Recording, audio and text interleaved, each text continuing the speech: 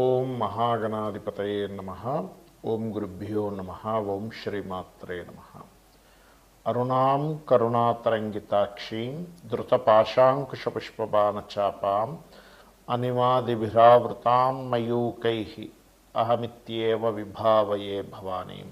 శ్రీమాత్రే నమః. ప్రేక్షకులకి ఆ లలితాంబిక అమ్మవారి యొక్క అనుగ్రహం పరిపూర్ణంగా కలగాలని మనస్ఫూర్తి కోరుకుంటూ మనం ఈరోజు డిసెంబర్ మాస ఫలితాలు, ఈ డిసెంబర్ మాస ఫలితాల్లో పర్టికులర్గా ఏ రాశి వారికి ఎలా ఉండబోతుంది అంటే, పర్టికులర్గా మీ రాశి వారికి రాశి తెలిస్తే రాశి చూసుకోండి, లేదు లగ్నం తెలుసు అనుకుంటే లగ్నం చూసుకోండి.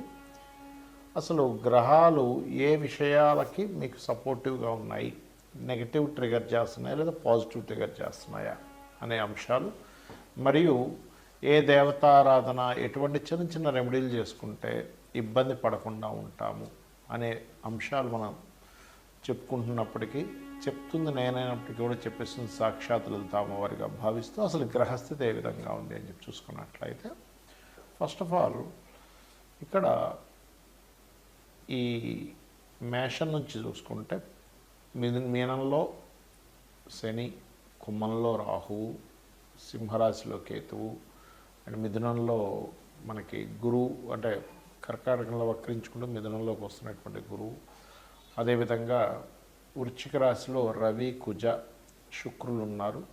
కాకపోతే ఈ కుజుడు 7వ తేదీ నుంచి మారిపోతున్నాడు. తులలో ఉన్నటువంటి బుధుడు అదే రోజు వృశ్చికంలోకి వస్తున్నాడు.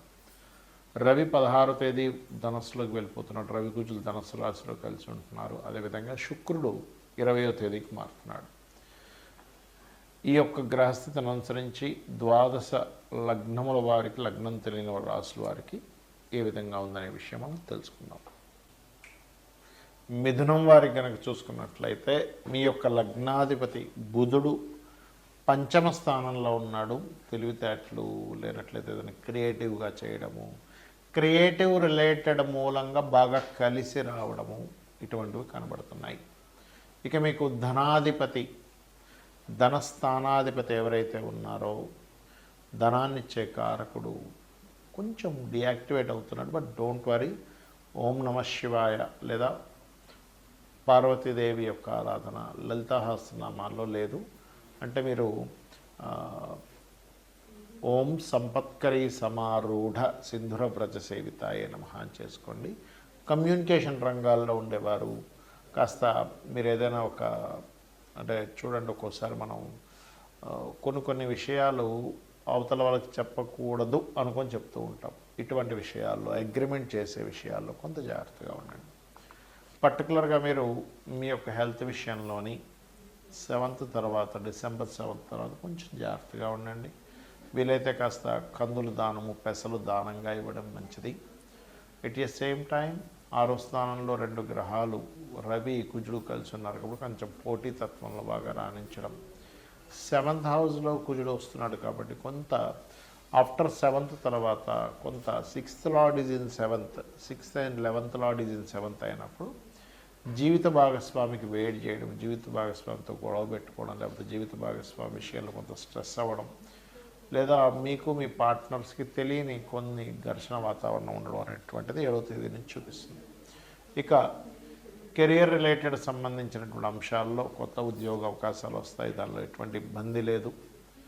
వ్యాపారపరమైనటువంటి విషయాల్లో కూడా చూసుకున్నట్లయితే మీరు పార్ట్నర్స్తో మనకి వీళ్ళు చెట్టుగారులే, విడిపోదాం, మారిపోదాం అనేటువంటి ఎక్కువగా కనబడుతున్నాయి.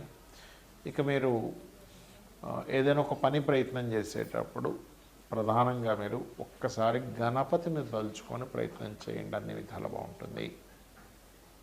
చాలామంది నన్ను అడుగుతున్న అంశం ఏమిటంటే, గోచారంలో గ్రహస్థితి బాగోలేదు కానీ మన జన్మజాతకంలో బాగుంది, అప్పుడు ఎటువంటి ఫలితాలు వస్తాయి? అసలు జన్మజాతకంలో చూసి ఎటువంటి అంశాలు మనం నిర్దిష్టంగా, అంటే ఇది ఇలా చేస్తే బాగుంటుందని చెప్పొచ్చా అంటే ఖచ్చితంగా చెప్పొచ్చు. మరి గోచారానికి జన్మజాతకానికి ఏంటంటే, గోచారం ఈజ్ కాలం. మనం ఒక పని చేస్తున్నాం, ఒక బిజినెస్ చేస్తున్నాం, మార్కెట్లో దానికి డిమాండ్ ఉంది అన్నప్పుడు మనం ఎలా చేసినా బిజినెస్ వెళ్ళిపోతూ ఉంటుంది, ఎందుకంటే దానికి డిమాండ్ ఉందంటే. ఉదాహరణకి కోవిడ్ టైంలో మాస్కులు, శానిటైజర్లు ఈజీగా అమ్ముడుపోయాయి, ఎవరు పెట్టినా అమ్ముడుపోయాయి. కానీ ఆఫ్టర్ కోవిడ్ అయిపోయిన తర్వాత వాళ్ళు అమ్ముడుపోవాలంటే పోదు. ఎందుకు? కాలం అప్పుడు అనుకూలించింది, కాలం అక్కడ అనుకూలించలేదు. గోచార ఫలితాలన్నీ కూడా ఏంటంటే కాలం ఎలా ఉందని చెప్పేది. మరి మన పర్సనల్ చార్ట్లో ఏముంటుందంటే లగ్నం నుంచి 12 భావాల్లో, లగ్నం అంటే ఈ జీవుడు యొక్క తత్వం, ఆ మనిషి యొక్క తత్వం దగ్గర నుంచి ఆ మనిషి ఏం చేస్తే బాగుంటాడు అనేది లగ్నంలో ఉంటే, మీరు ఏ మార్గంలో అంటే విదేశాలకు వెళ్ళడం ద్వారానా, బిజినెస్ చేయడం ద్వారానా, ఇంట్లోనే కూర్చో వర్క్ ఫ్రమ్ హోమ్ ద్వారానా, లేకపోతే మీడియేటింగ్ ద్వారానా, ఏ మార్గంలో మీకు ధనం వస్తుంది అనేది సెకండ్ లాట్ చెప్తాడు. అది మీ పూర్వజన్మలో చేసుకున్నటువంటి పుణ్యం ఆధారంగా ఆ పలానా ప్లానెట్కి వచ్చి ఆ ప్లానెట్ రిలేటెడ్ సంబంధమైన రీడింగే ఆస్ట్రాలజీ. అలాగే అన్నదమ్ములతో ఉండే రిలేషన్స్, మీరు ఏదైనా ఒక ప్రయత్నం చేస్తుంటే అది ఎందుకు ముందుకు సాగట్లేదు అని అన్నీ కూడా థర్డ్ హౌస్లో ఉంటాయి. మీరు ఏం చదువుకుంటే మంచిది. చాలామంది పిల్లలకు చూడండి, వాళ్ళకి పలానా చదివిస్తారు, కానీ వాళ్ళు తీరా ఎడ్యుకేషన్ కంప్లీట్ అయ్యాక అందులో సెటిల్ అవ్వలేక ఇంకొక సబ్జెక్ట్ తీసుకొని దాంట్లో వాళ్ళు మరలా నిష్ణాతులై ఇన్ని సంవత్సరాలు చదివినంత వేస్ట్ అయిపోతుంది. సో 4th లార్డ్ని బట్టి మీరు ఏం చదవాలి, ఏ డైరెక్షన్ గృహంలో ఉంటే మంచిది, మీ మదర్తో ఉండే రిలేషన్స్, మీరు ఎప్పుడు వాహనం తీసుకుంటే మంచిది, ఎప్పుడు గృహం తీసుకుంటే మంచిది, ఇవన్నీ 4th హౌస్లో ఉంటాయి. పంచమంలో మీ ఇమ్యూనిటీ, సంతానం సంబంధించిన విషయాలు, సంతానం ఏం చేస్తే అభివృద్ధి అవుతారు, ఫ్రెండ్స్తో మీరు ఎంతవరకు ఉండొచ్చు, ఎలాంటివి చేయొచ్చు, ఎలాంటివి చేయకూడదు. అలాగే రుణరోగ శత్రువులను 6th హౌస్లో ఉంటుంది. సో 6th హౌస్ని బట్టి మీకు ఎటువంటి హెల్త్ ఇష్యూస్ వచ్చే ఛాన్సెస్ ఉన్నాయి, ఎటువంటి రుణాలతో ఎక్కువగా మీరు ఇబ్బంది పడే ఛాన్సెస్ ఉంది, శత్రుత్వాలు ఎప్పుడు వస్తాయి, ఆ శత్రుత్వాలు తగ్గడానికి ఏం చేయాలి. సో ఎప్పుడు కూడా 6th హౌస్ డియాక్టివ్ అయిపోవాలంటే 5th హౌస్ మనం యాక్టివ్ చేయాలి ఆ రకంగా. అలాగే మరొక విషయం ఏంటంటే, అసలు చాలామంది చేసే మిస్టేక్ ఏంటంటే, అసలు ఇవాళ రేపు సొసైటీలో వివాహాలు విచ్ఛిన్నం అవ్వడానికి ముఖ్యమైన కారణం కేవలం పాయింట్స్ చూసుకొని వివాహాలు చేసేసుకోవడం. అది పూర్తిగా తప్పు. 36కి 18 వచ్చాయా చేసేస్తున్నారు, అది పూర్తిగా తప్పు. అసలు మీ పర్సనల్ చార్ట్లో పాయింట్స్ జస్ట్ 5% ప్రాధాన్యత చూపిస్తే అసలు మీ జాతకంలో ఎప్పుడు వివాహం చేసుకోవాలి, what is the right time అంటే ప్రతి వ్యక్తికి కూడా 18 to 20 ఇయర్స్ నుంచి, ఆల్మోస్ట్ కొంతమంది 16 ఇయర్స్కి అయ్యే ఛాన్సెస్ కూడా ఉన్నాయి. బట్ ఒక యుక్త వయసు నుంచి ఒక ఏజ్ వరకు అంటే ఒక 30-40 వరకు కూడా ఒక 5 times, ఆల్మోస్ట్ 3 to 5 times వాళ్ళకి వివాహ యోగం అనేటువంటిది ఫామ్ అవుతూ ఉంటుంది. అసలు అది ఏ ఇయర్స్లో ఫామ్ అవుతుంది, ఏ ఇయర్లో చేసుకోకూడని సమయాలు ఉన్నాయో తెలుపుతుంది మన జ్యోతిషాస్త్రం.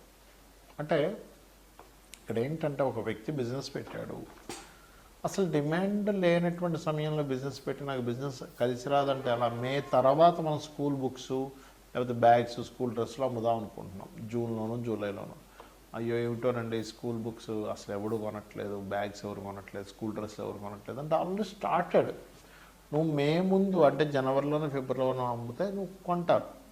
అలాగే నీ పర్సనల్ చార్ట్లో ఎప్పుడైతే నీకు వివాహం చేసుకునే యోగం ఉంది, ఎవరితో చేసుకుంటే బాగుంటుంది, నీ జన్మజాతకంలో ఏమైనా 2 మ్యారేజ్ యోగాలు ఉన్నాయి, దానికి నువ్వు ఎటువంటి పరిహార మార్గం చేసుకోవాలి, ఎటువంటి పర్సన్ నీకు ఖచ్చితంగా వస్తారు, దాన్ని నువ్వు యాక్సెప్ట్ చేయాలి.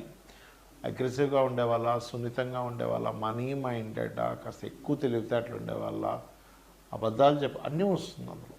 సో అది నువ్వు యాక్సెప్ట్ చేయాలి.